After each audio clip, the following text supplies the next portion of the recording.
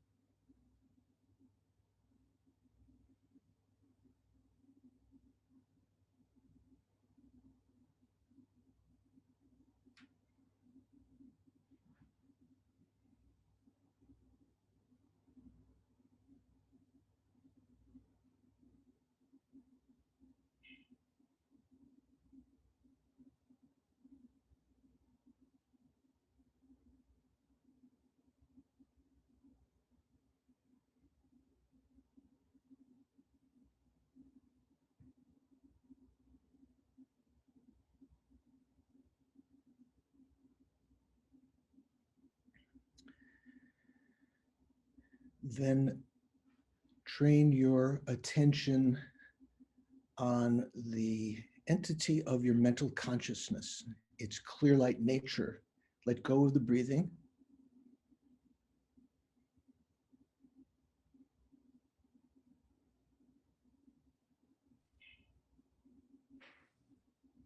Whatever thoughts are in your mind can be used as guideposts to recognize the nature of the mind as clear and knowing, because they're like clouds in a sky.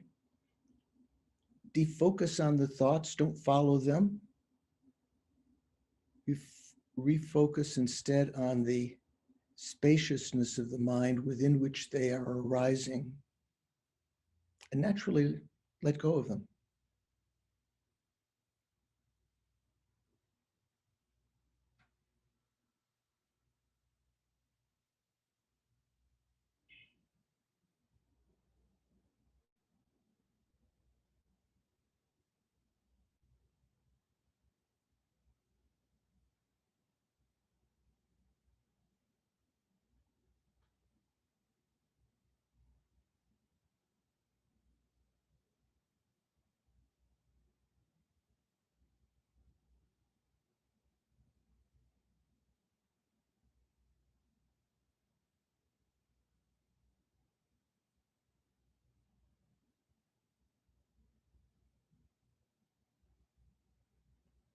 Even your face, your body, maybe the somewhat unusual from the point of view of everyday life situation of sitting with your eyes partially opened and maybe straining a little bit.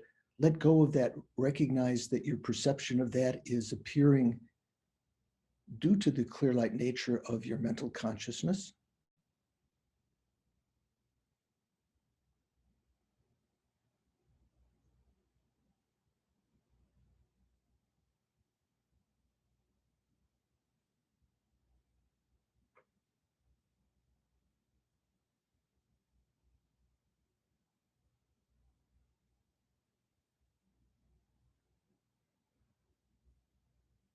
Let go of your apprehension of yourself being a subject, the I, that is just appearing within the spaciousness of your mind as a thought.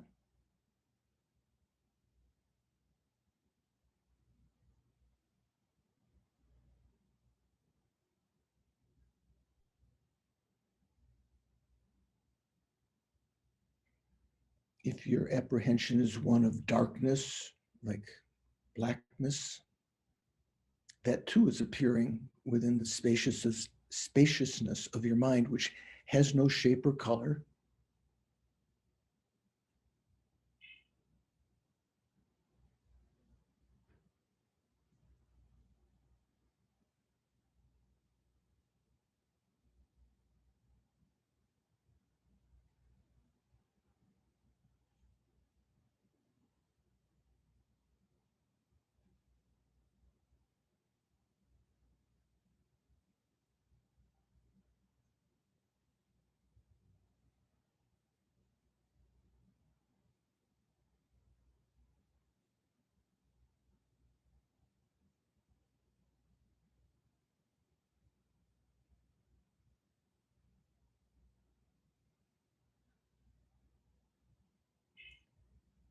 Whenever thoughts arise,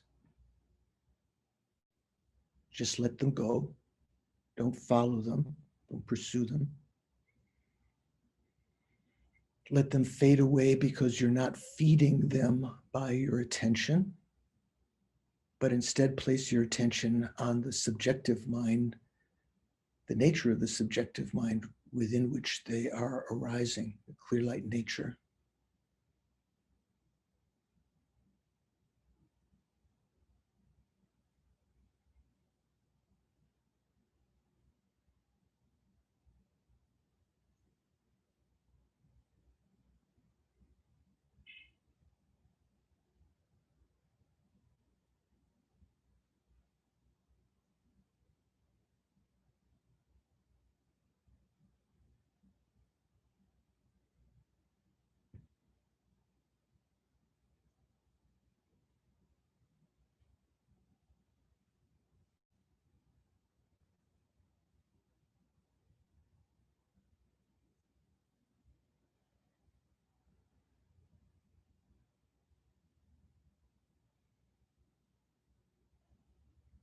Remember, it's not an object of your eye consciousness, as is said in some higher teachings. Transcending objects of other sight, clear light is to be viewed with the eyes of wisdom and gnosis.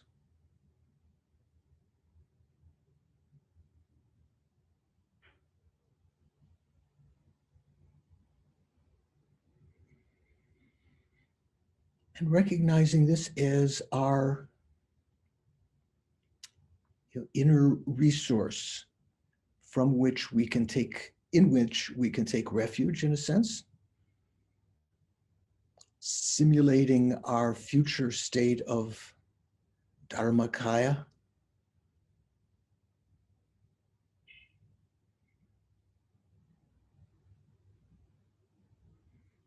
Think that the fact that I can perceive this right now is due to having a life of leisure and endowment, sometimes called a perfect human rebirth.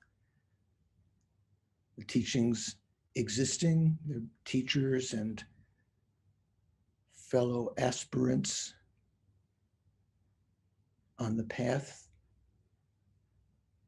We have interest in pursuing this. And this great fortune is due to our cultivating Dharma in previous lifetimes.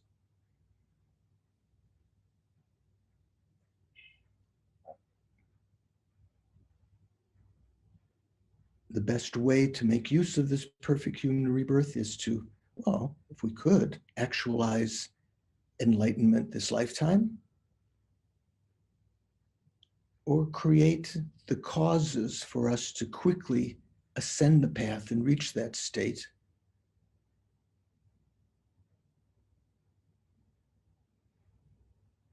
Not for ourselves alone, but to be in a position to effortlessly and spontaneously lead all living beings who have been intimately related with us in previous lifetimes, as mothers, as friends,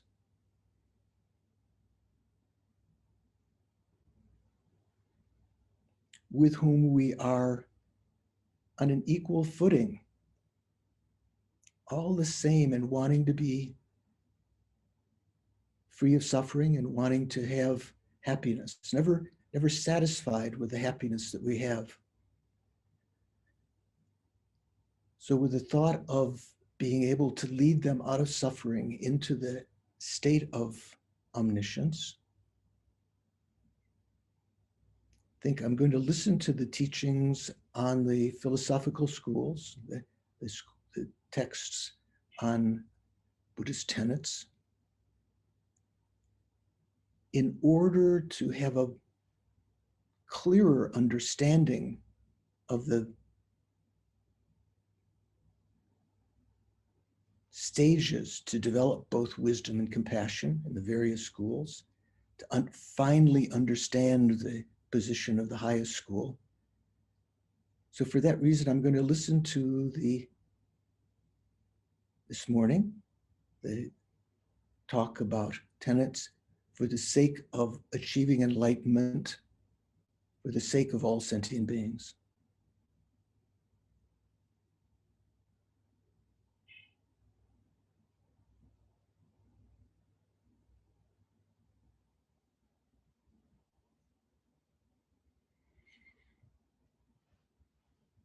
And then relax your attention, having made a motivation. And as I've asked before, but maybe there are no questions. Anyone have a question about the meditation? Maybe that's come up since we began doing it.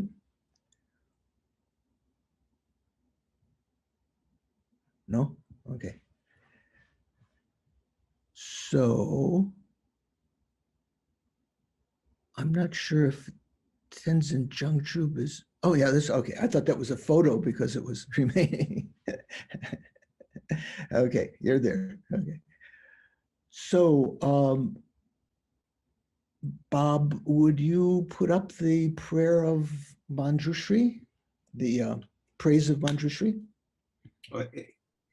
Actually, the event host, did you have the prayer? Good. There we go. Okay. So that's. Sorry, Venerable George, I was a little late. Thank you. No problem. It's a very nice image of Manjushri. Let's go to the words, next page. Okay. Homage to my Lama and protector, Venerable Manjushri, who holds at his heart a scripture symbolic of his seeing all as it is, whose pure genius shines like a sun clouded by the two obscurations, who with compassion, like a father for his only child, teaches with 60-fold eloquence all beings imprisoned in cyclic existence, groping in the darkness of ignorance and overwhelmed by suffering. You whose thunder-like proclamation of the perfection of wisdom arouses us from the stupor of our afflictions and frees us from the iron chains of karma, who wields wisdom's sword, vanquishing darkness of ignorance, hewing down our every sprout of suffering. You who are primordially pure, gone to the end of the 10 grounds, complete embodiment of every excellence, whose princely body is graced with 112 adornments. O Manjushri, to you I bow, dispel the darkness of my mind. And then we'll say the mantra. Where's my rosary here? There we go. Say the mantra 21 times, and then the final syllable D, which is the seed syllable, imagine that on the tip of your tongue. And after reciting that 108 times on one breath, swallow that and imagine it comes down your throat to your heart chakra and merges with your mind. Om Arabazanari, Om Arabazanari, Om Arabazanari, Om Arabazanari, Om Arabazanari, Om Arabazanari, Om Arabazanari, Om Arabazanari, Om Arabazanari, Om Arabazanari, Om Arabazanari, Om Arabazanari, Om Arabazanari, Om Arabazanari, Om Arabazanari, Om Arabazanari, Om Arabazanari, Om Arabazanari. Om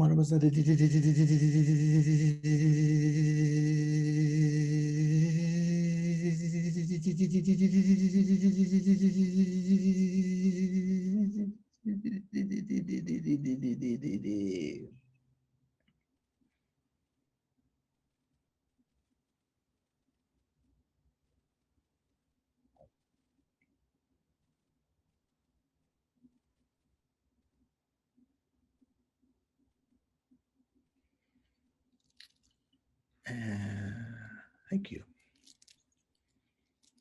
I'm not sure if there's other prayers that you guys require. If not, we can continue. That prayer I may have mentioned before, I can't remember, is recited in the morning by young boys at the monastery. Well, not just young boys, but especially when they're just beginning, in order to help them cultivate wisdom. And it's said that by reciting the D 108 times, swallowing that down, that helps to improve their wisdom, and that the monks at the monastery actually experience that. Okay, so how are we doing? Anyone have Anyone have questions from last time? Lingering doubts? No. Where did Bob go? Oh, there he is. Here. Bob, I'm back. was there you had mentioned something, but I forgot to write it down here. Were there some questions lingering from last time? I think we were okay. I think with the discussion. Okay. So I'll ask Bob so you don't have to worry. What was the last, where did we end up last time? We had just begun this, I think the subject of direct perceivers and so forth, valid cognition. We were going over number 5 on page 4, the way of asserting object possessors. Yeah, that's essentially where we were at. And you had just barely gotten into valid cognizers, non-valid cognizers, and direct and indirect cognizers and so forth. Okay. So it begins that section 5, way of asserting object possessors. This is from the Vaibhashika point of view.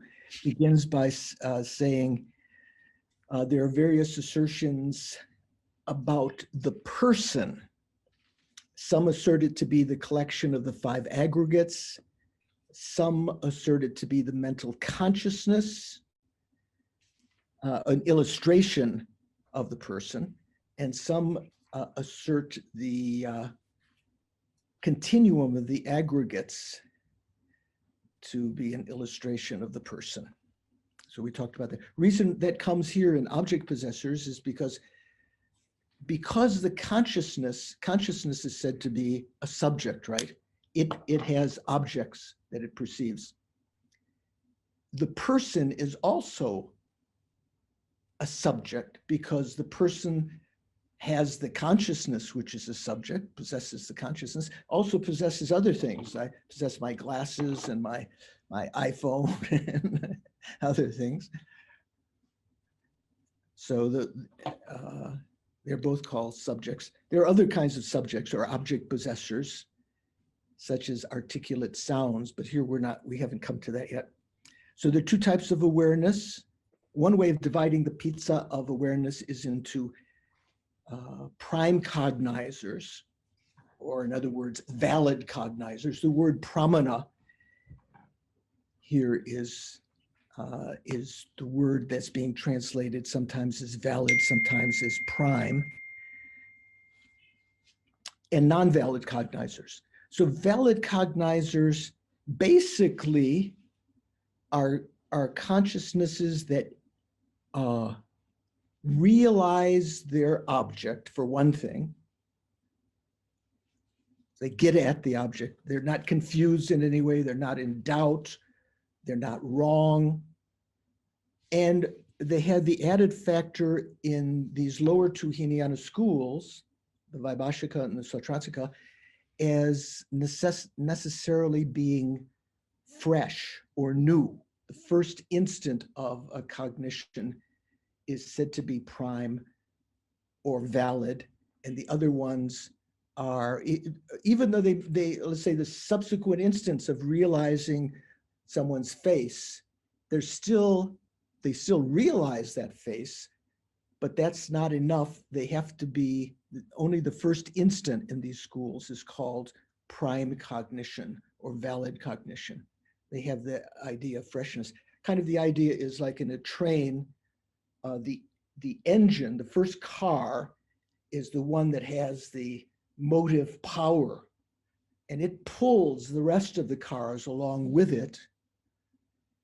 So by its own power, it is, causing that motion, whereas the other cars are drawn along due to the power of the first instant. So there's some primacy, some importance given to that first instant. Upper schools don't require that sense of newness to be a valid cognizer. Okay, so two types of valid cognizers mentioned here. The way this is presented in Jason Chucky Gelson's text that we're reading is not always the way that is presented. Sometimes we just talk about direct cognition, first of all, direct cognizers. And then we add the subtlety of being a valid direct cognizer or a direct valid cognizer. But here it's maybe just a gloss over these subjects, because we'll study these things in more detail in if we study mind and awareness, what's called Lorig. So there are two types of valid cognizers, those that realize their object: direct valid cognizers and inferential valid cognizers. So what that means is we can know things, we can realize things directly with our sense consciousnesses and with our mental consciousness. Mental consciousness generally doesn't recognize many things, realize many things directly. It has to be something that's cultivated. Generally, our mental consciousness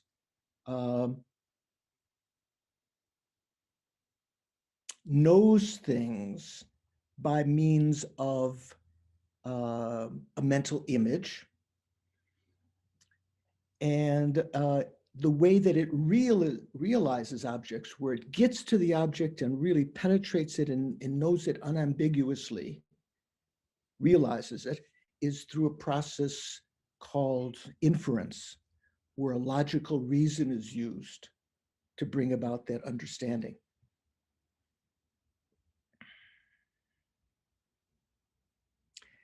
As a result of that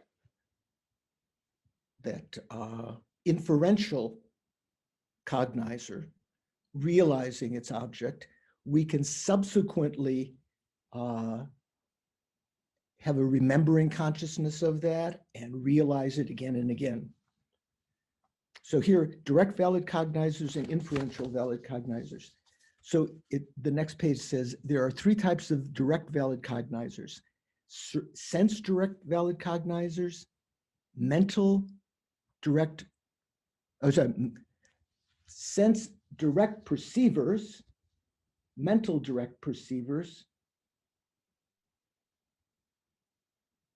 and yogic direct perceivers.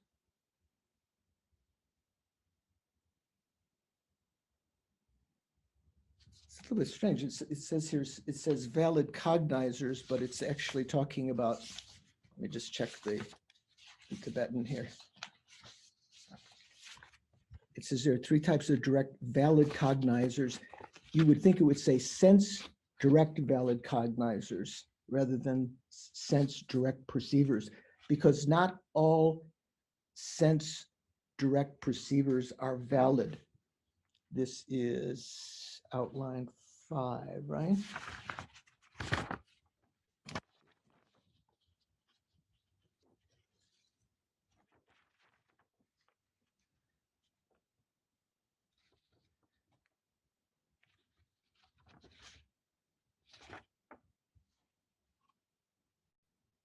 So it says Dangolo unsum git sema, unsum sema, chisu pakpe sema,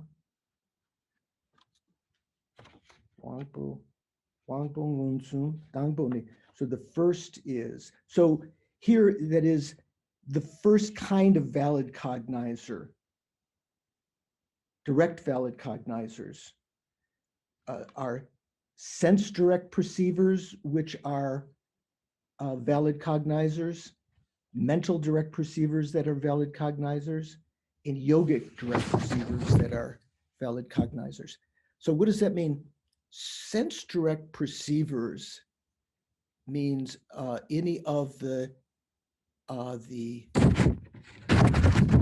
5 senses, excluding the mental sense, right? So you can have an eye direct perceiver, which is valid. So the first instant of apprehending blue would be an example of that.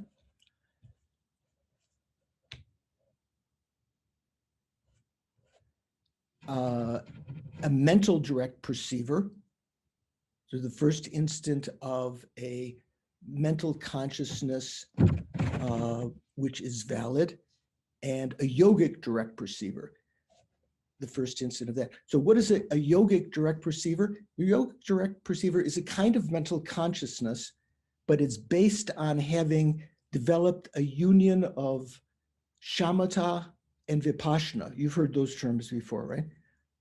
Tranquil abiding and penetrative insight.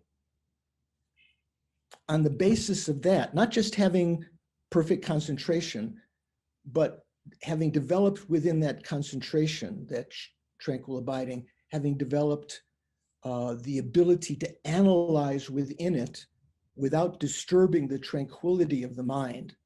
That's what's called a union of tranquil abiding and penetrative insight. Based on that, using that to realize impermanence or selflessness. There's two levels of permanence: gross impermanence, subtle impermanence, or selflessness of persons. It's what in the upper schools would be called sort of the wisdom realizing, wisdom realizing impermanence, or wisdom realizing selflessness. So the special difference here, the special quirk of the Vaibhashika is that a sense direct perceiver doesn't have to be a consciousness, because they believe that the sense power itself, and you know what the sense powers are? The faculties, the eye faculty is not the eyeball. The sense faculty is some subtle matter in the back of the eye, which we would probably say not just the retina, but the actual rods and cones, where the aspect, where the image is projected, let's say. So if you look at a candle, there's an image of it upside down on your retina, right? So there, the rods and cones are kind of what might be called, some subtle matter within them, not even those, is an interface where the eye consciousness can come and make contact with an image of the object. Not exactly here in Vaibhashika, because Vaibhashika says that you don't know that eye consciousness doesn't know the object by means of a aspect, like that inverted image of the flame of a candle or whatever.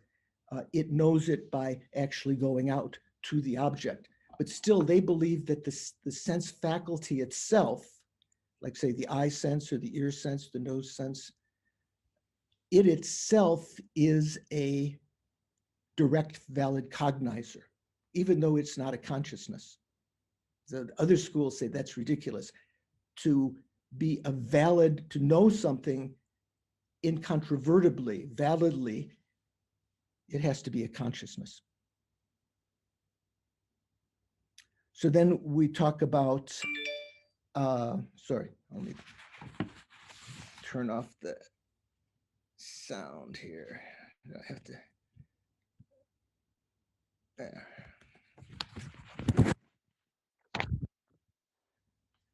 So sense direct valid cognizer is not necessarily a consciousness, because eye sense power is a direct valid cognizer for Vaibhashika. There are two types of yogic direct perceivers. So yogic direct perceivers that realize selflessness of persons, and yogic direct perceivers that realize subtle impermanence. I guess they would say that you don't need to have a yogic direct perceiver to realize gross impermanence. You know what gross impermanence means, right? Gross impermanence is something that you can notice with your eye consciousness or your ear consciousness. Is, you know, the sound is varying and so forth. But subtle impermanence is the change from moment to moment, and that can only be perceived with a yogic direct perceiver. So you can realize it directly. I think in the Vaibhashika, generally, that's a precursor to realizing the selflessness of persons. One of our monks did a Vipassana course in Burma. And there the monks, from their point of view, realizing subtle impermanence was tantamount, was the same as realizing selflessness of persons, because they were talking about the gross selflessness of persons, that a person is devoid of being permanent, partless, and independent. So if you realize the person to be momentarily changing, you would realize that it's devoid of being permanent. From this point of this school, this is what's called the gross selflessness of persons, the person being empty of being permanent, partless, and independent. There are two types of yogic direct perceivers that directly realize the selflessness of persons. The yogic direct perceiver that realizes the person to be empty of permanent, unitary, and independent. That's what I was just saying, to be permanent, you know, one, and independent, which is not a sort of not a naturally arising misconception to think that the self is permanent, partless, and independent. It's an assertion that comes in the Vedic schools, what we call Hinduism, right? The non-Buddhist schools, that there is a kind of a self, an Atma, which is permanent, eternal and permanent, is unitary, is one, and is independent of other things. From a Buddhist perspective, we would say that's impossible. If it's the creator, for instance, how could it be independent of other things? Because in interaction and creating something, you have a dependence with him. Maybe it's somewhat, maybe some people might say a little bit like Christian God, if you were to say the God is independent and permanent and so forth. So that's the realizing the gross selflessness of person. And then the yogic direct perceiver that realizes the subtle selflessness of persons, that the person is empty of being self-sufficient, substantially existent. So I wanted to mention a little bit about this. Do you know what substantially existent means? So here we're going to be talking about, in the subsequent schools, we're going to be talking about two things: things which are substantially existent and things which are imputedly existent. Things which are substantially existent are, say, like a rose or a tree or a fence, things that by their mere presence, one can develop an understanding of them. Imputedly existent things are things like a rosary. Now, maybe you might wonder why there's a difference between a rosary and a fence. A rosary is something which is labeled upon its parts. So if you were to see the parts of a rosary, the beads and the string on a table separated, you might say that's my broken rosary, but you wouldn't call that a rosary. A rosary has to be perceived independence upon recognizing its parts and then giving the name rosary. Make sense? Army, same thing. If you just see a soldier, have you seen the army? Well, someone might say, oh yeah, I saw the army. I saw a soldier down at the general store. But that's not the army. The army is an imputedly existent. It's imputed upon its parts. So from the point of view of this school, this is considered to be the subtle selflessness of persons. If you realize that the person is devoid of being substantially existent, as though there's some conception within our mind that I, some kind of presence of it that can be perceived without perceiving its parts, without perceiving the body, the feelings, the compositional factors, the discrimination, the form, and the consciousness. Is some sense of I. That's called an I which is self-supporting, substantially existent. So that for this school, Vaibhashika, this is the subtle selflessness of persons. For the highest philosophical school, which some of you may have heard, Prasangika, this kind of person, there is a misconception about this kind of person, but this is called the gross selflessness of persons.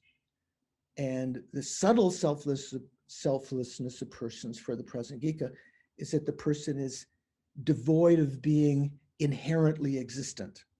So that will come out more as we talk later. Okay, so ways of asserting selflessness, section 6.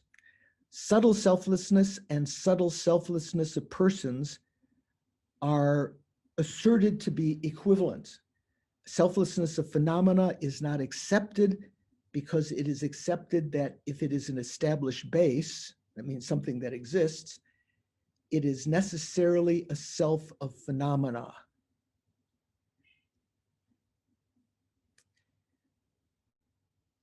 So generally from the Hinayana point of view, there's not an assertion about the selflessness of phenomena. Generally in the Mahayana, we talk about the selflessness of persons and the selflessness of phenomena. Sometimes in some of the tenets, especially Sautrantika, they say not so much here, you could talk about my glasses are empty of being objects of use of a self-supporting, substantially existent person. They could sort of label that as a selflessness of phenomena, but generally they don't use that term. They just say that the Buddha talked about selflessness of persons. It's as though other phenomena, outer phenomena, other than the person, all have some kind of real existence. They do have a self-supporting, substantially existent self. It sort of dawns upon you without the need to look at its parts. So among them, that is among the Vaibhashikas, the Vatsiputriyas, here it says the followers of Vatsiputra,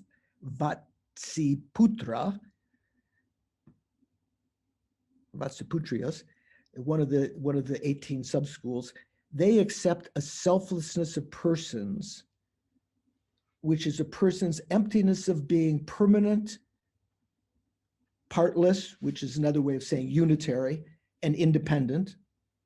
However, they do not accept the selflessness so they accept the gross selflessness of persons, according to Vaibhashika, but they don't accept a selflessness of a person's being empty of being self-supporting, substantially existent, self-sufficient, substantially existent, because they accept a self-sufficient, substantially existent self that is inexpressible as being one entity with the aggregates or different entity from the aggregates, and is inexpressible of being permanent or impermanent. So some people say that the Vatsiputriyas are not really Buddhists because they don't accept the subtle selflessness of persons, as the other schools say, but there's some kind of flavor here. When you talk about inexpressibility, there's some kind of flavor of some higher teachings. Once I had a chance of asking the Dalai Lama a question in a group. It was translated by Jeffrey Hopkins. His Holiness was talking about emptiness from the highest school's point of view, that a table, for instance, was not its parts, could not be found among its parts. The table was just a name. And I asked, well, what if the table is not the parts, can't be found within the parts? What is the table? And His Holiness said through Jeffrey, that's something that borders on the inexpressible. What conventional phenomena are, according to the highest tenets, is that they are merely names imputed to phenomena, that if you try to find the phenomena within its parts or the collection of parts, you can't find the phenomena. They're empty of that. So there's a little bit of flavor here in my mind with the Vatsiputriyas. Although their assertion is generally negated by the Vaibhashikas, they fall beyond the pale. Maybe there's some intimation of something more subtle there.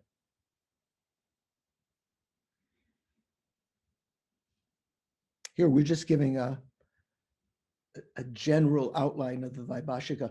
By the way, I might have mentioned before, in the monastic system in Tibet, and I think in India also, at Nalanda, the great Indian monasteries before Buddhism came to Tibet, that existed, for a while before it was destroyed in India, the monasteries by the invasion of the Muslims and the revival of Hinduism and everything.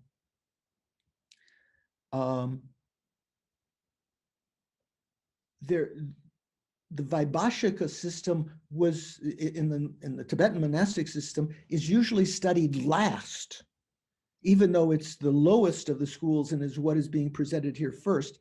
Once they understood the Sautrantika point of view and the Yogacara point of view, the mind-only school, and the Madhyamaka, then the Geshes, when someone who was sitting for the Geshe degree would have a class in Abhidharma, which usually used the Abhidharma Kosha, one of the main texts that they studied to understand the Vaibhashika position. And even afterwards, for many, many years after they got their Geshe degrees, some of the most penetrating conversations would be referring back to the Vaibhashika, because they have very detailed explanation of things that are sometimes revolutionary. For the later tenets have a revolutionary change to them, and sometimes they mirror the later teachings. Okay, so now the next section is the presentation of the grounds and paths. So when we talk about grounds and paths, this is explained in two parts. Those things that are to be abandoned,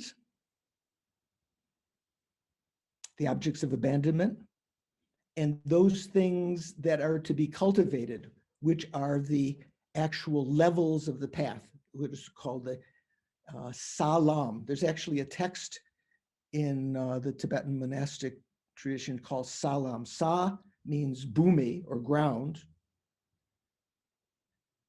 and lam means path, like lam rim, Lam. So first of all, the objects of abandonment. There are two types of obscurations that are to be abandoned. That means two things that obscure the mind from realizing things as they are. They're called the afflicted obscurations. And that term is also used in all of the upper schools also. They're called Nundib or Klesha Avarana. Have you heard of Klesha? Klesha?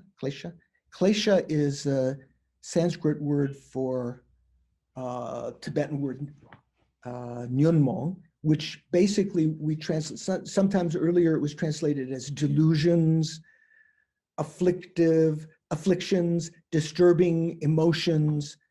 So klesha are things like basic ignorance of phenomena, and attachment, anger, pride, jealousy, all of the other kinds of distorted states of mind are called klesha, things that create negative karma generally, right? So those afflictions, those kleshas, along with their seeds that give rise to them, and their imprints are called afflictive obscurations. They have to be eventually abandoned. They have to be eliminated, ceased through wisdom, utilizing wisdom as an antidote to those wrong states of mind. There's another kind of obscuration that the Vaibhashika accept called non-afflictive obscurations. So non-afflictive obscurations, the upper schools don't use that term. The other obscuration for the upper schools is obstructions or obscurations to omniscience, to knowing all things. Jnana avarana, or we say shedip in Tibetan. So those are, from the upper schools, those are the things that prevent you from realizing omniscience. Here, they don't have that expression, obscuration to omniscience or obscuration to knowledge, as the next line says. There is no such thing as the convention, the term obscuration to knowledge, shedip. Okay, so we'll see what that means here in a second. So afflictive obscurations are mainly prevent the attainment of liberation, and non-afflictive obscurations mainly prevent the attainment of all-knowingness, or the knowing of all aspects of phenomena, omniscience, you could say. Illustrations of afflictive obscurations are, for example, the conception apprehending the person to be self-sufficiently self-sufficient, substantially existent, and the three poisons that arise due to the force of that, together with their seeds.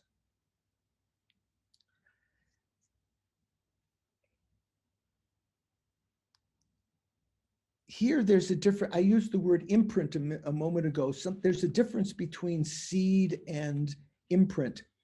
The seeds of the delusions, say for instance, right now, are any of you angry? You can raise your hand if you are. Was the event host angry? I can't tell if that was, no, okay. So even though you're not angry right now, it's not present, that anger has, the anger that you do have, and sometimes has to be abandoned. That's an object of abandonment. But also the seed of that anger that remains within our consciousness. It doesn't mean a physical seed. It's some kind of potential to give rise to anger. That's called the seed of anger. That exists within our consciousness now, even during a lifetime when we think, oh, I'm not an angry person, or so-and-so is not, maybe that person has problem with attachment, but I don't have any problem with attachment. We still have the seeds of anger and attachment, all of the afflictions, all of the delusions. We have the seeds of them within our consciousness. When the right condition arises, we see something which is beautiful, and our mind thinks about it in the wrong way. They go, wow, that's really nice. I'd like to have that. That seed then can very quickly give rise to attachment. Or if we see something or hear something, experience something which is unpleasant, due to the fact that there's a seed of anger in our consciousness, even though anger may not be present beforehand, when we see something that's unpleasant or hear something, experience something that's unpleasant, thinking about it the wrong way, that can give rise from that seed to full-blown anger. So not only the afflictions, the three poisons, and all of the other 84,000 delusions, all of them and their seeds are objects to be abandoned. So then illustrations of the non-afflictive obscurations are, for example, these are what prevent becoming all-knowing or becoming Buddha. Illustrations of non-afflictive obscurations are, for example, the latency or the imprints of the conception apprehending the person to be self-sufficiently, substantially existent, and the negative tendencies of mind that arise due to the force of those latencies. So what does that mean? Say, for instance, the difference between an arhat, someone who's attained liberation, and a Buddha, which the Vaibhashikas do accept that someone can become a Buddha. The rare person, they say, can become Buddha because it takes such a long time. One of the main differences is that the Buddha has eliminated these non-afflictive obscurations that prevent him or her from seeing very distant objects, seeing very subtle objects, knowing very subtle objects, knowing the relationship of karma and its effects. Say, for instance, that giving a fish, that sometimes the Buddha prophesies, this beggar gave me a loaf of bread right now. Due to that, in the future, they will become a Pratika Buddha at this time in this world system with this name as a result of that karma. The connection between an individual act of generosity or virtuous action and its eventual result, those are said to be very deeply hidden phenomena that only a Buddha, an all-knowing Buddha, can know. And those are the things that are that differentiate the Buddha from the arhats, that the Buddha is free of these non-afflictive obscurations. Even the arhats have the non-afflictive obscurations. Okay. So next section, 7b. Do we have 7a? Yeah, 7a was objects of abandonment. So these are the grounds and paths. Actual presentation of the grounds and paths. It is asserted that there are differences in the way that the person of the three vehicles traverse the path. Do you know what the three vehicles are? What are they? Lexus, Mercedes, what? No. Three vehicles means a vehicle is in Tibetan, in Sanskrit, is yana. You know, Mahayana, Hinayana. That only sounds like two vehicles, right? The greater vehicle and the lesser vehicle. Well, actually, if you divide the Hinayana up, those who are aiming to achieve arhatship, which is the goal of the Hinayana path, there are two kinds of practitioners. There are those that are called Shravakas or hearers. Those are the kind of the main disciples at the time of the Buddha, the monks that were sitting during the Hinayana sutras.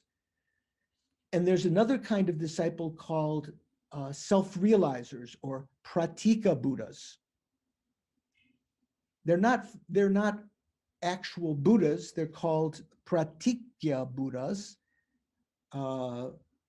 those that realize by themselves. So they're the kind of person in that ad on TV. What was it? You know, that the mother is complaining to her daughter or daughter-in-law that she should wash the dishes with this soap or that soap. And the lady says in the commercial, "Mother, please, I'd rather do it myself." You know, they don't want to be taught. So the pratika Buddhas are more solitary. They're called solitary realizers, kind of like a certain trait of rhinoceroses, if you want, that tend not to mingle so much in communities. They're sort of more solitary. So they make a kind of wish that when they finally realize arhatship, they're not going to become actual Buddhas, but their enlightenment, so to speak, is the arhatship of a pratika Buddha, of a solitary realizer, that they want to do it when there are no Buddhas in the world teaching. Did you know that? Bob, did you know that? You knew that. So at the time when Shakyamuni Buddha came to earth to turn the wheel of Dharma, from the Mahayana point of view, he was already a Buddha, pretending to be a bodhisattva in Tushita heaven, one of the 12 deeds of the Buddha's descent from Tushita, entering into the mother's womb and so forth, and birth. Before he descended, there were some pratika Buddhas, practitioners of Buddhism that were not yet arhats, but they were on earth meditating, especially in Deer Park, where the Buddha eventually turned the wheel of Dharma. And they had made a vow, sort of like strong determination prayer, that when they achieved their arhatship, it would be when there was no Buddha coming. So when the Buddha was about to descend from Tushita's heaven, he sent some of the bodhisattvas that were residing with him up there down to earth to inform the pratika Buddhas that a Buddha was coming. A Buddha would be turning the wheel of Dharma. And they said, oh, we got to get out of here. And some of them in Deer Park, you know where Deer Park, you've heard the name Deer Park, right? Where the Buddha first turned the wheel of Dharma, taught the Four Noble Truths, outside of Varanasi in India, Benares. So because of that, with their psychic powers, they rose into the air, they levitated high into the air and consumed their bodies with the fire element, and their ashes fell to earth. So another name is of Varanasi, or of Sarnath, where the Buddha turned the wheel of Dharma. Another name of that is Rishi Patana. Rishi is a name, like you've heard Maharishi. Rishi is someone who's a saint. So where the saints, it turns out they were Pratika Buddhists, their ashes fell to earth, Rishi Patana. So there are three kinds of lineages, let's say, three vehicles. So they're those of the hearer lineage, the Shravakas, the main Hinayana practitioners, conjoin the view of realizing the person to be empty of self-sufficiently, of substantially existent. So they realize that's their realization, the subtle selflessness of persons. They conjoin that with a small collection of merit, and having cultivated for at least three lifetimes, they achieve what's called a small enlightenment. Generally, when we talk about enlightenment, you might think that's what the Buddha achieves and the Arhats achieve nirvana. But the nirvana of the Shravaka, the hearers, and the nirvana of the Pratika Buddhas are also called their enlightenment, even though it's not full enlightenment. So they achieve a small enlightenment, the hearers. So they, in order to achieve that, not only realizing subtle selflessness of a person, they have to have accumulated merit over some period of time to achieve that. The Pratyeka Buddhas, the solitary realizers lineage, conjoin the view realizing the person, the subtle selflessness of a person, the person to be empty of being self-sufficiently, substantially existent, with a middling collection of merit, which takes longer to achieve, and up to 100 eons. And they achieve this Pratika Buddha arhatship, which is called here a middling enlightenment. So it's not actual the enlightenment of a Buddha, but it's still called a middling enlightenment. The Bodhisattvas and the Vaibhashikas do accept a Bodhisattva path that the very, very rare person trods. It's almost like unheard of. Shakyamuni was one of them. The Bodhisattvas conjoin the view of realizing the person to be empty of self-sufficient substantial existence, the subtle selflessness of persons, but they do it with a great collection of merit, and having cultivated that for at least 3 countless great eons, achieve the great enlightenment, or samyak sam bodhi, not just bodhi, not just enlightenment, but perfect, complete enlightenment. So for them, for the Vaibhashikas, a Buddha doesn't have a deeper understanding of emptiness or many other qualities superior to the Arhats, other than the ability to know all things, but sequentially. He doesn't know them spontaneously at one instant, but he has to think about them one by one. From Mahayana point of view, that really denigrates the qualities of a Buddha. So there are differences in the way in which they accumulate merit. Bodhisattvas, having accumulated merit for at least 3 countless great eons. You know what a great eon is? Great eon. So a great eon. I think there are 4 great eons in a world system: an eon of creation, an eon of abidance, an eon of destruction, and an eon of everything gone. So you say empty. Those are called great. That's called a great eon. Or one of those 4 great eons constitutes a world, the existence of a world system. Each of those eons is composed of 80 intermediate eons. And anyway, so 4 great eons make a world system. So the bodhisattvas have to accumulate merit over 3 countless great eons.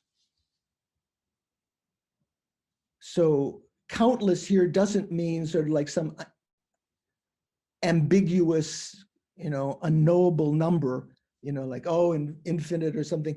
Countless here actually means there is an actual number in Sanskrit called countless. You know what it is, Bob? What countless is? It's kind of 10 to the 59th. So they don't have a name for a given name for 10 to the 60th. So it's something like 10 followed by let's say 10 to the 1st is 1 followed by 1 0, right? So 10 to the 59th is 1 followed by 59 zeros. That 3 times that great eons, they accumulate merit. So it's like, for all intents and purposes, it's like, forever. Bodhisattvas accumulate merit for at least 3 countless great eons on the great stage of the path of accumulation, and below, actualize the heat stage of the path of preparation through the path of no more learning on one seat. So what does that mean? We talk about have you heard of the 5 paths? Is it Jeremy? Have you heard of the 5 paths? I can't read the name right. Jeremy Becker, right? Can you hear me? Am I reading it wrong? Yeah, Jeremy Eloy Becker. Okay. So Sorry. have you heard of the 5 paths? I haven't heard of the 5 paths, no. Okay. So we talk about from the point when a hearer or solitary realizer develops renunciation, they enter into the path of accumulation. That's the first path, where they accumulate merit on the path of accumulation. Great stage of the path. Then when they have a union of tranquil abiding and penetrative insight, shamatha and vipassana, on the selflessness of persons, they enter into the path of preparation or connection. When they have a direct realization of selflessness, they enter into the path of seeing.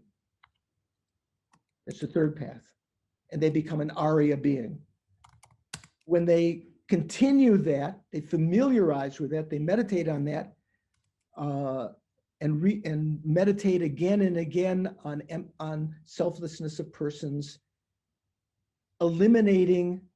ceasing the various afflictive emotions, ceasing the afflictive obscurations. They're on the path of meditation.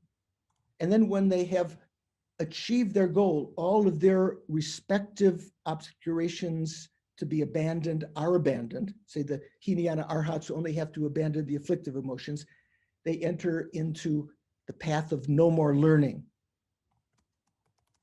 Literally, maybe it means like graduation, right? No more learning means it's still a path. Their mind stream is existing as a human, but there's nothing else to do.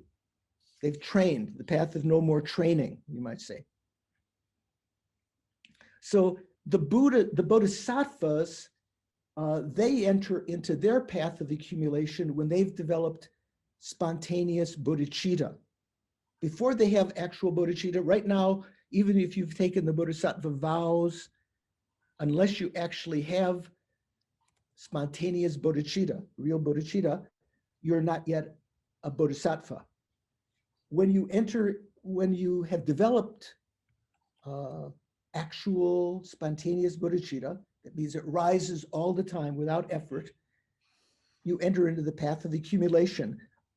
During that point, what you're accumulating is merit, because it says here, the bodhisattvas having accumulated merit for at least 3 countless great eons on the great stage of the path of accumulation. So the path of accumulation has 3 parts, small, middling, and great. So in the great stage, the last stage of the path of accumulation, the bodhisattvas that have accumulated for 3 countless great eons on that stage, they're still ordinary beings. They don't necessarily yet have a union of tranquil abiding and penetrative insight. In the case of a bodhisattva who's going to achieve enlightenment, they accumulate that on all of that merit on 3 countless great eons on the path of accumulation. And then under the Bodhi tree, they sit down, still on the path of accumulation, and go through the path of preparation, path of seeing, path of meditation, and become Buddha. So they enter in the path of no more learning, all on one meditative cushion. You know, the tradition, when you do a retreat, you put some kusha grass under your cushion. If you do a retreat, you're not supposed to move your cushion, right? So it's sort of like emulating the Buddha or these other beings. On one cushion, they go through these other paths. So bodhisattvas having accumulated merit for at least 3 countless great eons on the great stage of the path of accumulation and below, actualize the heat stage of the path of preparation through the path of no more learning on one stage. So why does it say the heat stage? So the path of preparation, the second one, has four levels: heat, peak,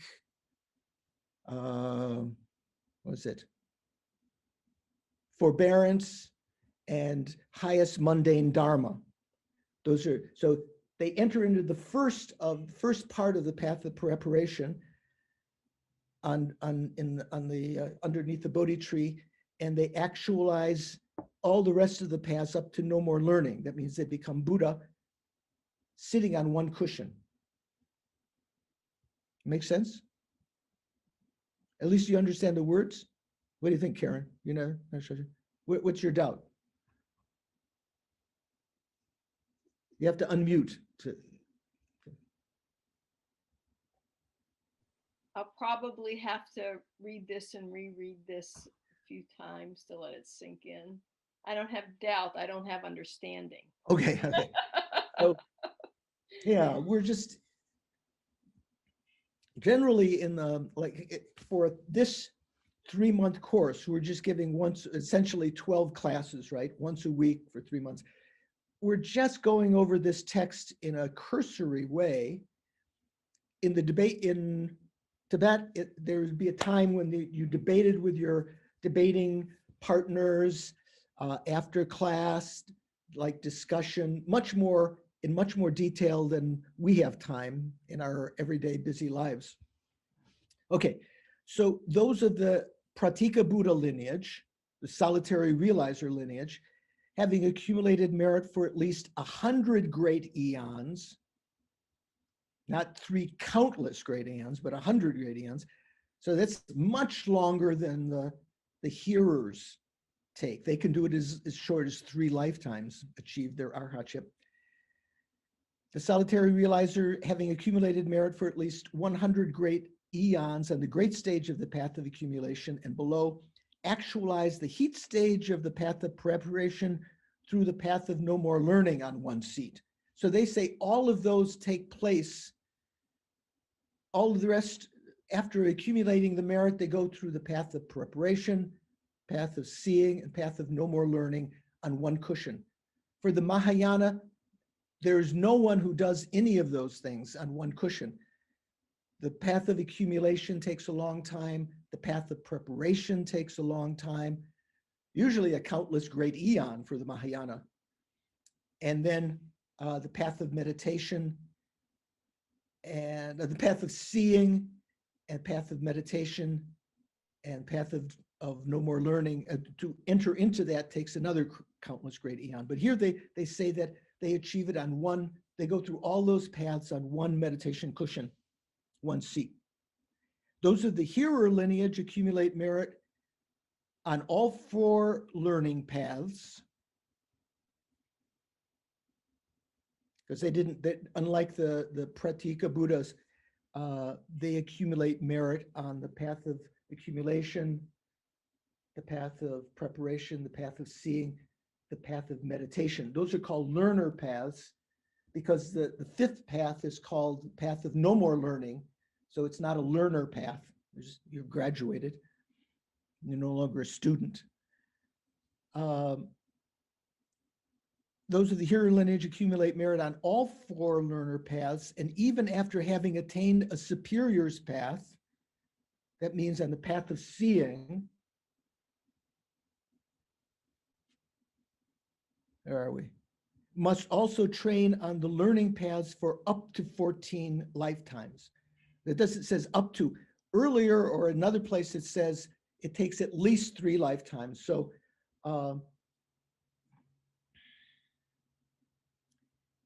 some hearers of the sharpest intellect can achieve arhatship within 3 lifetimes. That is, they've accumulated merit on the path of accumulation or preparation and so forth. In 3 previous lifetimes, up until 14 lifetimes, generally there's no one who takes longer than that. Do you know why? Do you have any idea? Bob is probably the more studied person here. Do you know why they don't take longer, why they can't take longer than 14 lifetimes? Because generally, to pursue that path, you need to have renunciation, right? Renunciation requires a great deal of austerity to give up. If you keep the monastic vows for one lifetime, in this day and age, it's quite hard. I applaud Venerable Lundrup and Tenzin Jangchub, Gelton Yarbel. You are keeping your monastic vows, right? Gelton, you're a monk, right? Yes? Yeah, right. So to keep that for more than 14 lifetimes, to practice that renunciation, it's almost as like if you're as dull enough to take 14 lifetimes, by that time, the renunciation is petered out. So they usually will have achieved their arhatship within 14 lifetimes. So the Vaibhashikas assert that the Buddha's body, the form aggregate, is not a Buddha. Other upper tenets would say it is. They assert the Buddha's form aggregate is not a Buddha because it is an object to be abandoned, right? This is so because it is included in the same lifetime as the bodily support of the earlier bodhisattva on the path of preparation. So for them, the bodhisattva who sat under the Bodhi tree was on the path of preparation. They were an ordinary being. They didn't have a psychic body or a body of illusory body or anything like that. They had an ordinary body that was thrown by karma from previous lifetimes. And their mind achieves enlightenment. Their body is something that has to be left behind. That's what they call, when they die, they enter into parinirvana, great nirvana.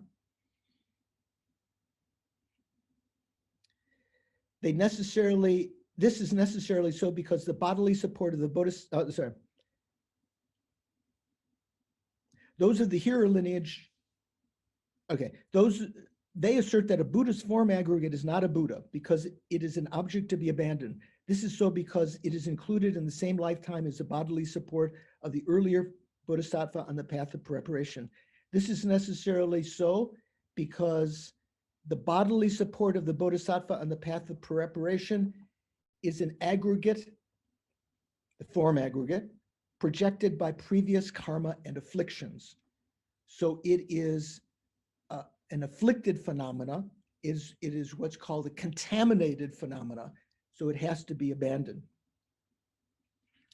The Vaibhashikas do not accept the idea of a Sambogokaya. That's a Mahayana concept. Have you heard of Sambogokaya? Generally, you could say there are two bodies, the Nirmanakaya and the Dharmakaya, or let's say now Rupakaya and Dharmakaya. Rupa means what? Form. So the form body and the wisdom body, or the Dharma body, the body of truth. The form body here is for the Hinayana is equivalent to the Nirmanakaya, the emanation body. For the Mahayana, the form body is divided into two, Nirmanakaya and Sambogokaya, a body.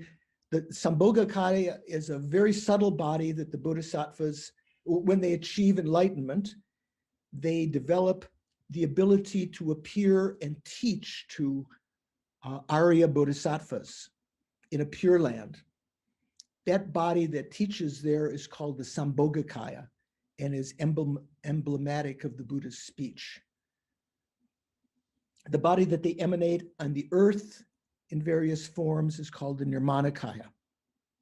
So the Vaibhashikas do not accept a Sambogokaya because, and it is asserted that the time of nirvana without remainder of a supreme emanation body, that at that time the continuum of awareness is severed. What does that mean? So when an arhat, when someone who's of the Hira or Pratyeka Buddha lineage progresses along the path, when they realize selflessness directly, they become an Arya being. That's on the third path, the path of seeing. They become an Arya. You've heard that, right? Superior. They continue to meditate on selflessness, eliminating more and more of the afflictions, because they're all of the afflictions, ignorance, anger, attachment, are not all eliminated at one time. Subtler and subtler versions are eliminated. When they've eliminated all of the afflictions, they become an arhat, right? A foe destroyer. The Tibetan etymology, the way that they translated it into Tibetan, would be called foe destroyer. They've destroyed the foes of ignorance and the afflictions. They'd still be alive at that time, at first, right?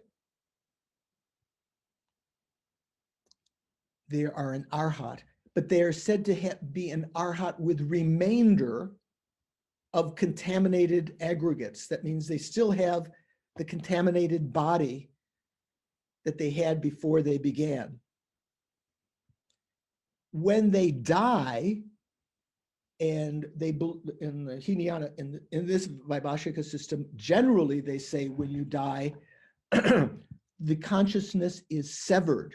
There's no continuum of consciousness afterwards. That's it. Mahayana doesn't accept that, but the Hinayana accepts at that point. That's how they take the meaning of nirvana, meaning snuffing out.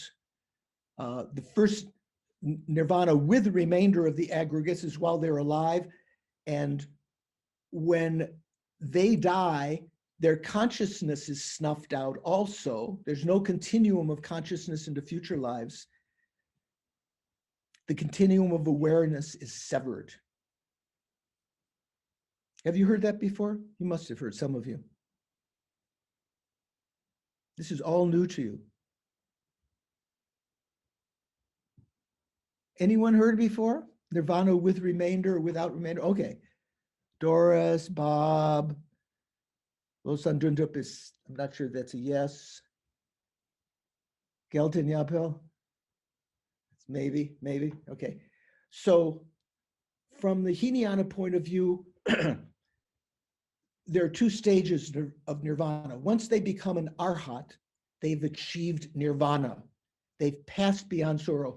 Even though they have a contaminated aggregate, it can no longer cause them to be unhappy. They can still be beaten up. They can still be attacked by robbers or slashed, but their mind remains at ease. They've gone beyond sorrow. They've achieved the state of nirvana. When they die, when their karma is up, finishes for living, not only does, for the other beings, before you achieve nirvana, there is a continuity of consciousness that continues on into future lives, what we call reincarnation.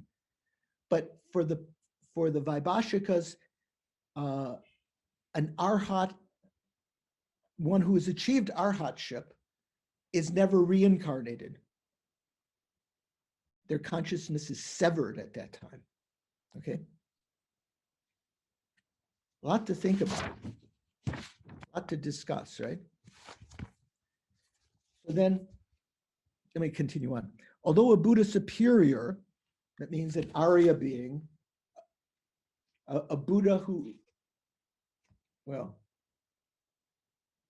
he is you could say he's an arhat, but he's also an Arya. He's realized selflessness. Although the Buddha has abandoned all sufferings and their origins without exception, what is that talking about? Four Noble Truths, right? First truth is the truth of suffering. Second truth is the truth of the origin of suffering. Those are the problem. The second set of two of the Four Noble Truths, the truth of cessation and the true path, those are sort of the solution. First two noble truths are what are to be abandoned. So they've abandoned all sufferings, the first noble truth, and their origins, the causes of suffering. Without exception, it is not contradictory that the Buddha still has true sufferings in his or her continuum. This is because of abandoning every single affliction that observes true sufferings. That's the meaning here that they posit as being the abandoning of true suffering. So when you abandon, even though the Buddha or the Arhats even, they've abandoned true suffering and the causes of suffering. They're abandoned, but they can still have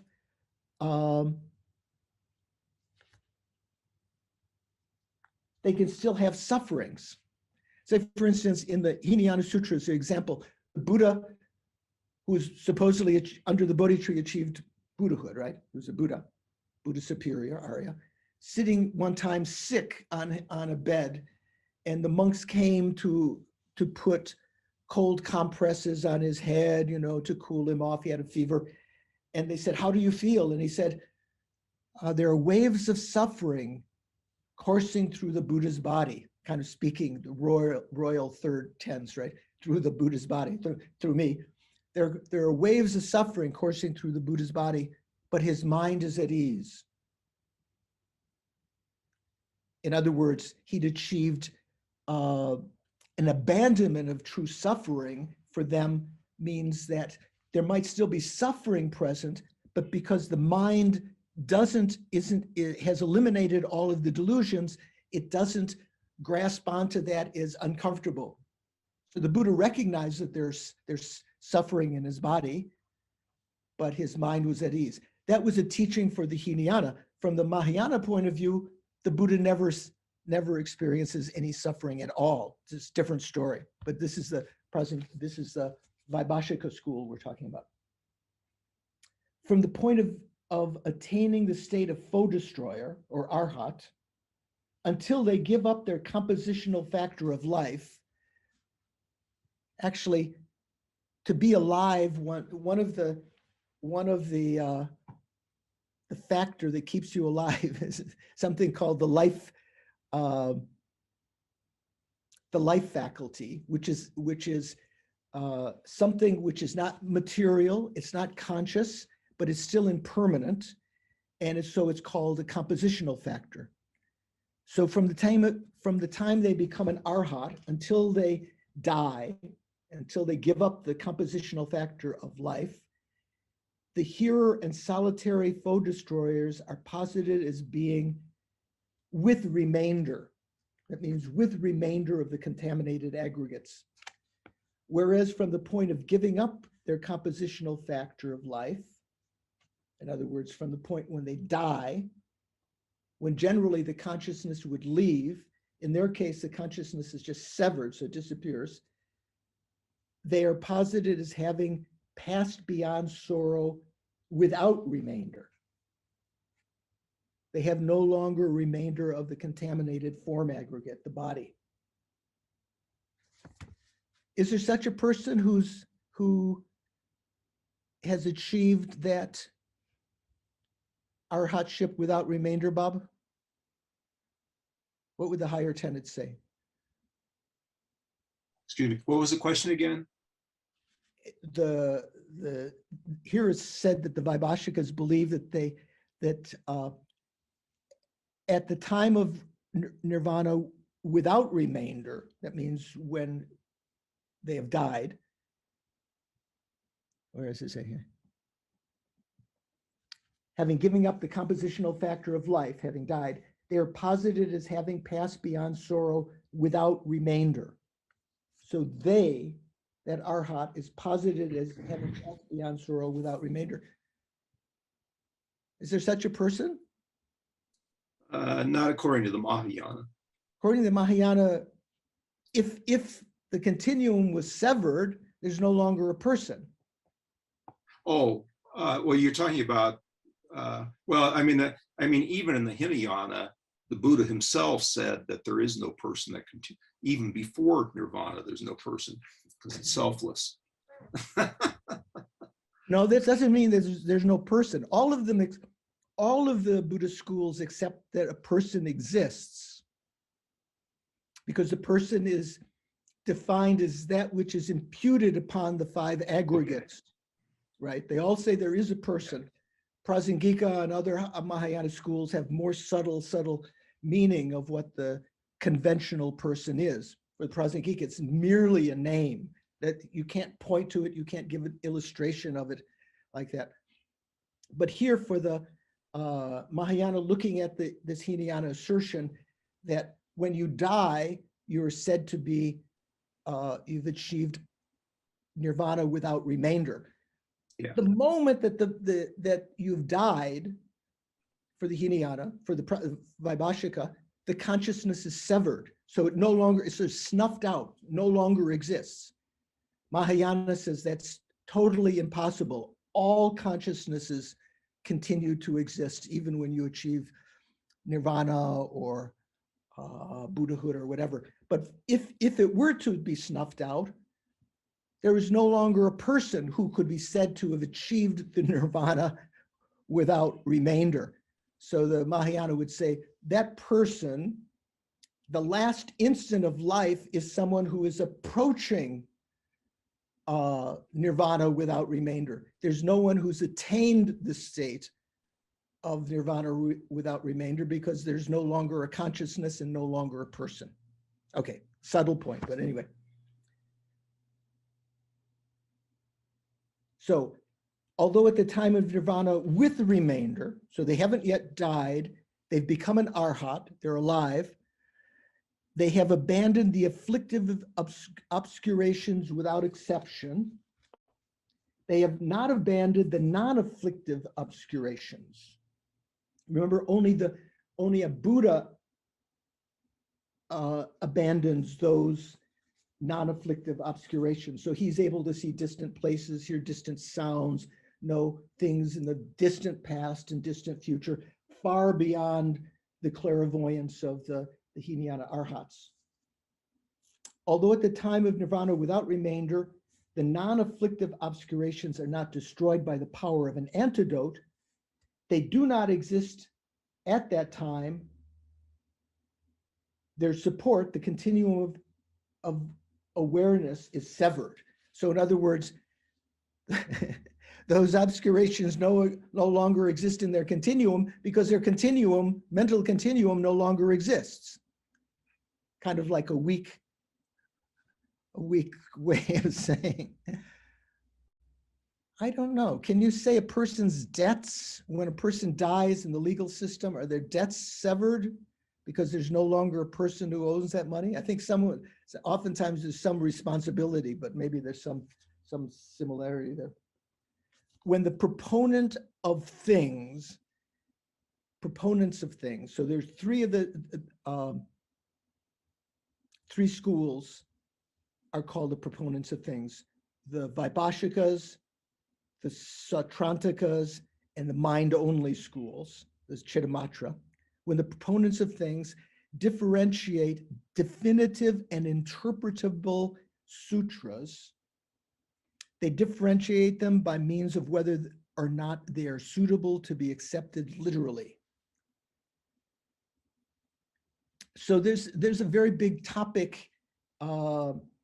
Some of the Buddha's teachings, let's say sutras, his discourses, are said to be definitive. Some of them are said to be interpretable. Like, say, for instance, some of his statements. Say, for instance, when King Ajatasattu, Prince Ajatasattu, had killed his father at the time of the Buddha, who was one of the persons who was quite naughty at the first and later became an arhat, King Ajatasattu. You know, who was he following? Do you remember, Bob? King Ajatasattu, when he was prince. He was a follower of Devadatta. Devadatta was the arch enemy of the Buddha, sort of always jealous of the Buddha.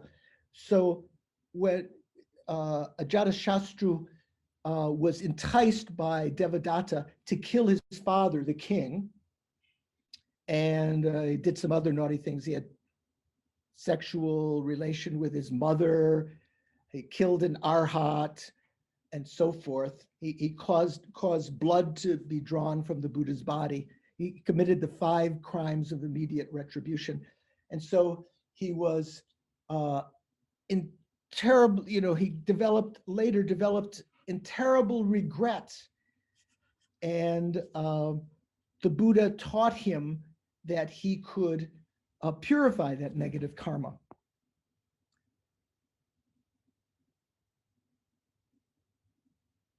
So when the Buddha was teaching him, in order to develop, for him to overcome his regret, his remorse, the Buddha said, the father is to be killed. The mother is to be killed. Statements like that the Buddha gave are called interpretable. What he was actually meaning, his actual, what's the word when we say interpretable? What he was referring to was the fact that the delusions, which are like the mother of all our suffering, has to be severed, has to be killed. But what Ajatasattu heard and understood from the literal words of the Buddha was that the father was to be killed. So for the Vaibhashikas,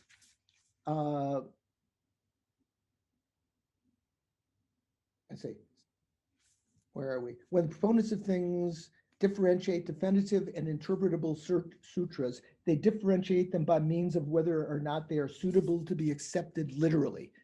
So if you were to, they would say that statement is not to be accepted literally, that you should kill your father, right? It has to be interpreted according to the situation. So for them, that's the meaning of an interpretable sutra. Otherwise, most of the statements of Buddha were to be taken literally. So they were definitive statements, definitive sutras. Later, when we talk about especially Chittamatra and the Madhyamaka, the difference between a definitive sutra and interpretable sutra is much, much different, more than just talking about literal or non-literal. Okay, but here they do make that differentiation, whether things can be taken literally or have to be interpreted. How about that? Any questions? Should we go on to the, oh, good. Doris.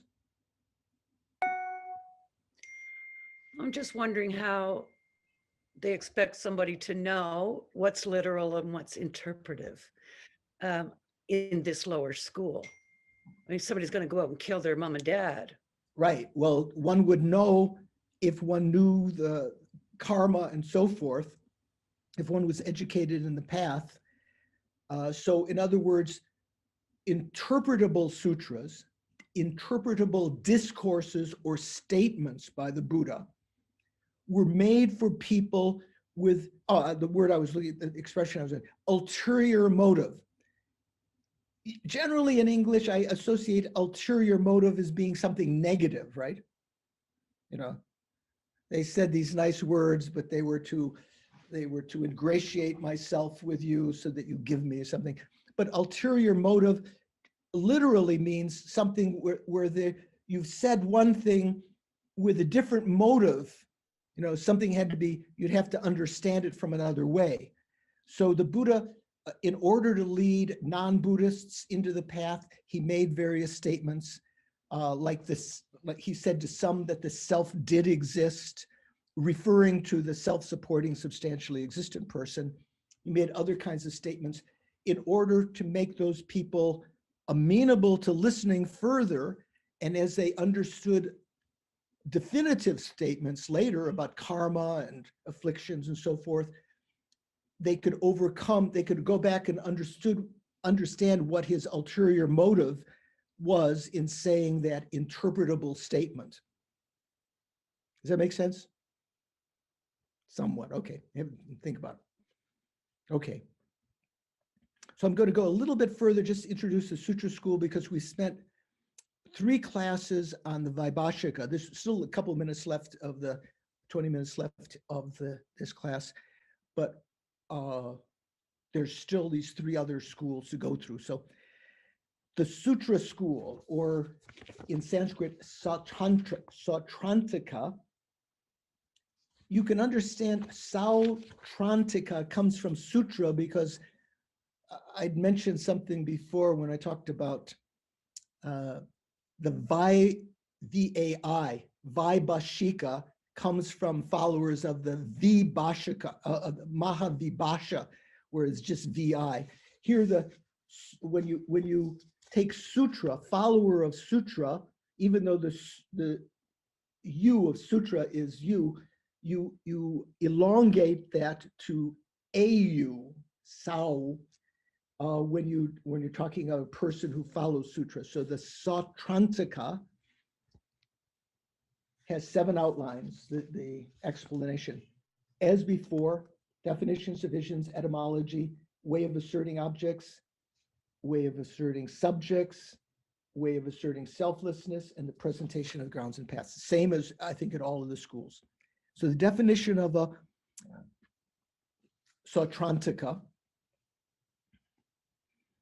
is a person propounding Hinayana tenets, lesser vehicle tenets, who accepts both self-knowers and external objects. So only thing that we talked about before about self-knowers was that the Vaibhashikas did not accept self-knowers, right? Did we talk anything more about it? Self-knowers. So there are 2 kinds of, if you divide the pizza of consciousness in, I see you can divide it in many different ways. You can sometimes divide it into 2, sometimes you can divide it into 3, 4, 5 different kinds. So one way of dividing consciousness or knowers into 2 is other knowers and self-knowers, or what is it called here? self-knowers, self-cognizing awareness. So other knowers are things like our I consciousness is an other knower because it knows things that are other than its own entity. It knows things outside of itself. It's a consciousness that is facing outward. Self-knowers are consciousnesses that are facing inward.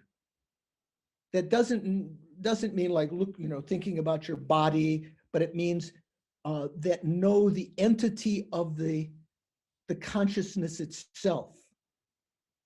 Sometimes it's been translated as aperceptive cognition, a self-knower, self-knowing. So a self-knower, according to the Sautrantika and the Chittamatra, and I think the Yogacara, Svatantrika, Majjhimaka, they believe that there is a consciousness which knows its own, which knows the fact that you're knowing, which knows the fact, is aware of the fact that you are conscious. They posit the need for that to be the case when not only you can remember an object that's from an other knower, like eye consciousness or ear consciousness or other kinds of consciousness, but within every consciousness, let's say an eye consciousness perceiving blue, there is also the same substance of that consciousness. There is a automatically appearing awareness that consciousness is functioning. That's called self-awareness or self-consciousness. So this is one way of defining the Sautrantikas, a proponent of the Hinayana tenets who accepts self-knowers and accepts the existence of external objects. So we'll see later why that's sufficient to delineate just this school. There are two divisions of Sautrantikas.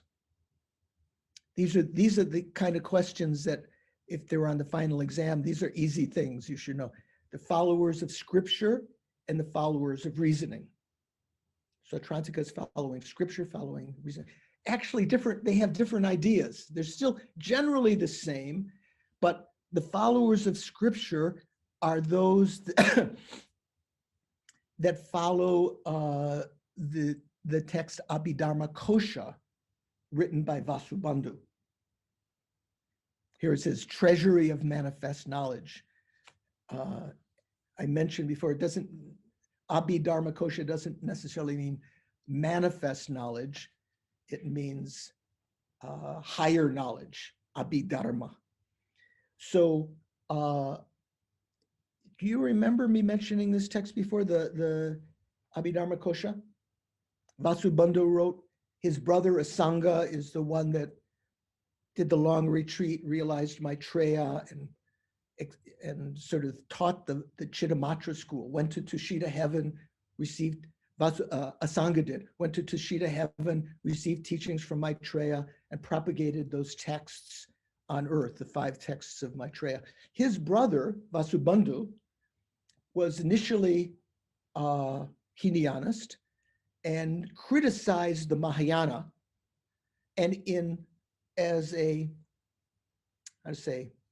way to purify that negative karma of defaming the Dharma by criticizing the Mahayana that exists, he wrote this text called the Abhidharma Kosha. It actually is presentation of the Vaibhashika point of view, but written from the standpoint of a Sautrantika explaining the Vaibhashika.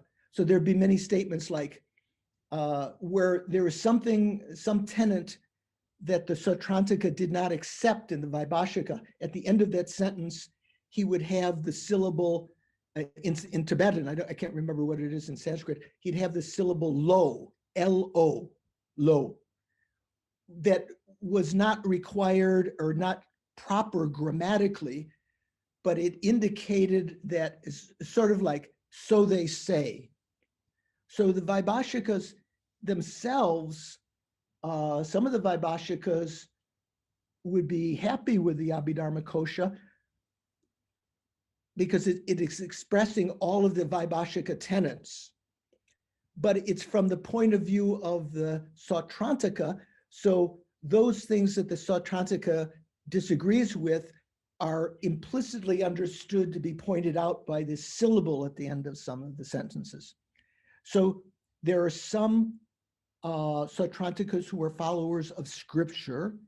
They follow the Abhidharma Kosha, and there are followers of reasoning that follow the 7 texts on valid cognition by Dharmakirti. So Pramanavartaka, Pramanasamuchaya, I think, and so forth, if I'm not mistaken. There's 7 texts on logic and pramana that Dharmakirti, great logician, wrote. Mainly, and even so, Abhidharma Kosha is kind of like Vaibhashika tenets from the point of view of Sautrantika. The 7 texts of Dharmakirti, some of them are the Sautrantika tenets from the point of view of Chittamatra, the next school higher, one of the Mahayana schools. So Dharmakirti also wrote some Mahayana texts. So anyway, followers of scripture and followers of reasoning, 2 divisions. Remember, of the Vaibhashika, we said this text said there were 3 kinds, those that were from Magadha, the central part of India, those from Kashmir, the Kashmiri Vaibhashikas, and the Aparantikas, the ones from Western, maybe from the border with Pakistan, all the way over to Afghanistan or something like that. But generally, we say there are 18 divisions of the Vaibhashikas, generally. That's you'll find in most texts. Here, there are 2 divisions of the Sautrantikas, followers of scripture, followers of reasoning. So why are they called Sautrantikas? Why are they called proponents of sutra? That's the etymology. They're called Sautrantikas due to propounding tenets through following the sutra of the Bhagavan. Bhagavan is another epithet of the Buddha. Arhats and other ones, no one else from the Buddhist point of view are called Bhagavan. Bhagavan means Buddha. Unlike Bhagavan Rajneesh, remember there was some guy? You guys are not old enough to remember some guy that was, oh, you remember. What was it in Oregon or Washington? He came and had some communes. So they called him the Bhagavan, like the Lord, you know. Anyway, the Sautrantikas are so called because they follow the sutras of the Bhagavan, the sutras, his actual discourses. And they are called exemplifiers. Let's see. Remember that I skipped over that. The proponent of sutras, Sautrantikas, are also called exemplifiers. That's earlier in the last line of the definition. Darshantika, Petomba, those who show examples. They teach all phenomena by way of examples. So there's 2 different etymologies, one for Sautrantika and one for Darshantika. So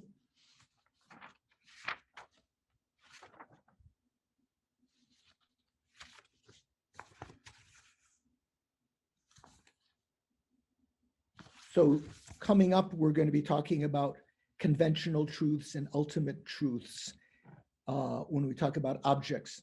So remember, for the Vaibhashikas, remember what conventional truths were for them? Conventional truths were things that could be, the apprehension of them would be severed when they were divided, like say a pot. If it was broken with a hammer, you no longer perceive a pot, or a woolen cloth, a shawl, if you pull apart its its threads, you would no longer perceive the shawl. Those are called conventional truths. Ultimate truths were things that, like partless particles and so forth, that could not be divided in that way. So here, an ultimate truth is, in contradistinction from that, is a phenomena that is able to perform a function ultimately. Ultimate truth, truly established thing, product, and permanent phenomena, compounded phenomena, substance, and specifically characterized phenomena are all synonyms. The definition of a conventional truth is a phenomena that is not ultimately able to perform a function. So these two definitions of the Vaibhashikas and Sautrantikas for ultimate truth and conventional truth are different, and they are not accepted. Either of them are completely accepted at all by the Mahayana schools. So let's leave there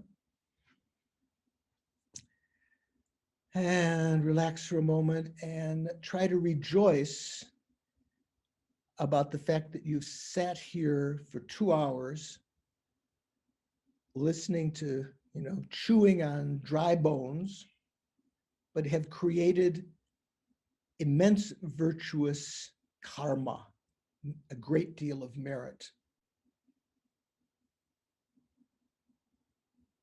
So thinking to dedicate that merit in a Mahayana dedication, think, due to these merits, may I, in future lifetimes, this and in future lifetimes, be impelled naturally to practice a spiritual path, developing realizations, having all of the necessary necessities to practice the Dharma, enough wealth, enough, shelter, enough food and warmth and so forth. May these merits become the substance of my realizations from life to life, up to and including the development of renunciation, bodhicitta, and the right view of emptiness, and eventually the achievement of enlightenment, all being motivated by the intention to achieve that state for the welfare of all sentient beings. Due to these merits, may I quickly become a Buddha in order to effortlessly and spontaneously lead each and every sentient being into that very same highest state, freed from the ocean of suffering, set sentient beings into the state of omniscience due to these merits.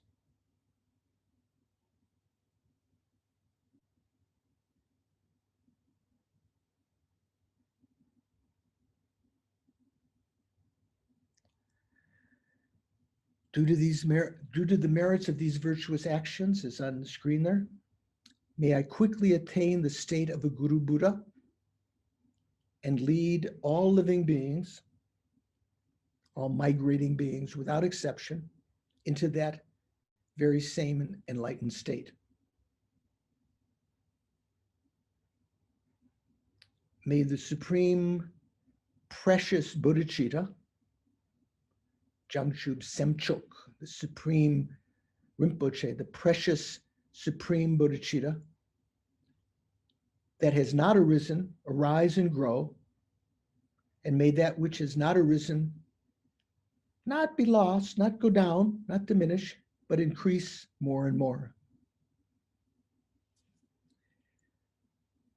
The long life prayer of His Holiness the Dalai Lama, the wish-granting, wish-fulfilling jewel, source of every single benefit and happiness in the world, to the incomparably kind Tenzin Gyatso, I beseech, may your holy wishes be spontaneously fulfilled. Tenzin Gyatso is the name of the 14th Dalai Lama, the present Dalai Lama. Long life prayer and praise of Lama Zopa. You who uphold the subduer's moral way, who serve as the bountiful bearer of all, sustaining, preserving, and spreading Manjunath's victorious doctrine, who masterfully accomplishes magnificent prayers honoring the three jewels, Savior of myself and others, your disciples, please, please live long. And Lama Osel's, Venerable One, to you whose kindness exceeds that of all the conquerors, for those wanderers in far off places like the West, mindful of your loving concern for us in intentionally descending again into a family of a far distant land, we make this request. O Lama, please, please live long. Hey, we're just about on time. Anyone have questions about today? You'll have a chance to discuss with Bob, but anything you want to sort of like sand in the gears there that you just got to get out right now? David, no? Yarbil, how about you? Where are you? Are you in Washington? You're still muted, I think. There we go. Yes, I'm still in Washington. Yarpil hosted me several years ago, maybe it was already many years ago when I visited Lama Zopa's land, right? Yeah, you had just bought your place in North Carolina. Oh, right. So thank you all. No questions? Take care. See you next week and have a good discussion with Bob. Thanks, Joe.